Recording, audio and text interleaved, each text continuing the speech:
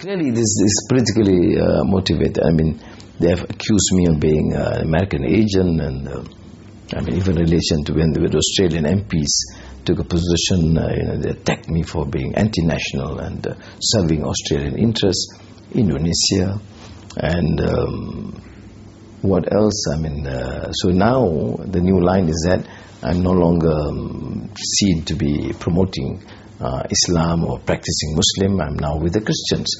In fact, the Minister of Religious Affairs announced last month that they will proceed with investigations to declare me as someone who has denigrated Islam by giving accord and respect and quoting St. Augustine in my, speech to the London School of Economics last year. So I said, welcome. I would like to respond. The sodomy charge and now this YouTube video that's recently appeared. How do you respond to those two things? What are they about? And there's no evidence to support except smearing. Oh yes, we have DNA. Yes, we have sperm. And the joke here is about the fact that Anwar has the capacity to keep the sperm alive without any refrigeration for 96 hours, the longest ever recorded by man. I used to respond to say that I'm not Superman. It's a slight joke to that anyway, but I wouldn't go to that. So I think essentially, and you see the whole trial process. We have the International Commission of Juries, International Bar, International Parliaments Union coming on the report to show major flaws in the whole trial process. On the latest sex video, which was displayed prime time on national television, it is the first country, to my mind, in the world that would resort to this, that just portrays the level, the credibility of a person like Prime Minister Najib would resort to this extent. Prime time television. And I think, people see, and to my advantage in the sense that when they see that, they see, of course, it's quite different.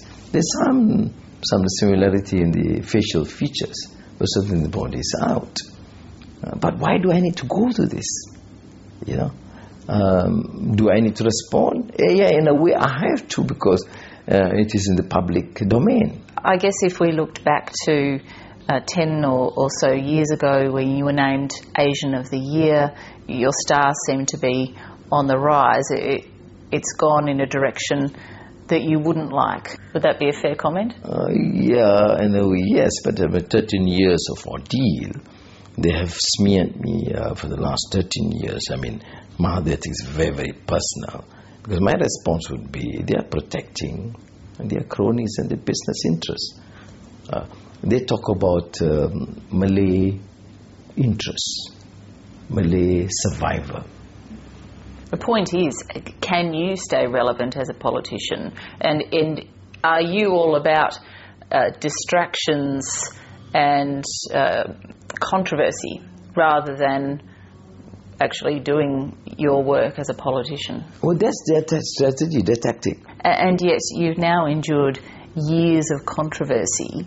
Do you think that's tainted you to the extent that it's affected you politically? For example, do you think that Malaysians would still accept you as leader? Is that an aspiration that you could still have?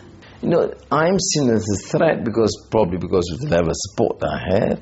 And despite all the smearing, you go to the rural heartland, you still have 30,000, 20,000 people with, all the threats by the police, the riot squad. People still come out. And that is actually annoying them, the authorities. And also our commitment to get the three major parties together. And they think, at least the UMNO thinking is that without Anwar, the opposition will collapse. I don't believe so, because we have made clearly crafted a program policy to make sure this is sustained in the medium and the long term.